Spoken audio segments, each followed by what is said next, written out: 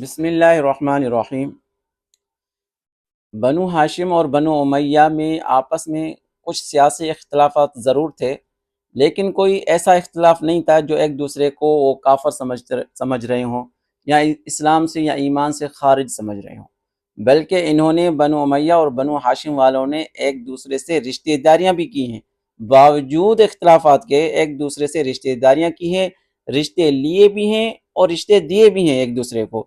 اور یہ میں انشاءاللہ آپ کو دکھاؤں گا سیدنا علی رضی اللہ عنہ کے فرمان سے۔ یہ ہے نہج البلاغہ اور اس کا مکتوب نمبر ہے 28۔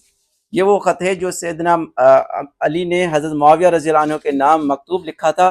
اس میں انہوں نے بہت ساری باتیں لکھی ہیں، جو مین باتیں جو دکھانے والی ہے میں آپ کو دکھانا چاہتا ہوں کہ ایک دوسرے سے کس طرح انہوں نے رشتہ داریاں کی ہیں۔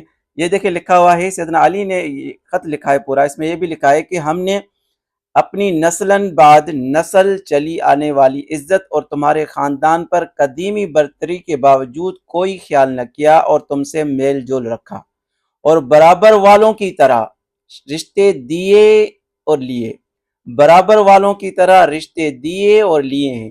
یعنی ایک دوسرے سے انہوں نے اتنی قریبی تعلقات رشتہ داری میں ایک دوسرے کو رشتے دیے بھی ہیں اور ان سے رشتے لیے بھی ہیں، باوجود سیاسی اختلاف کے۔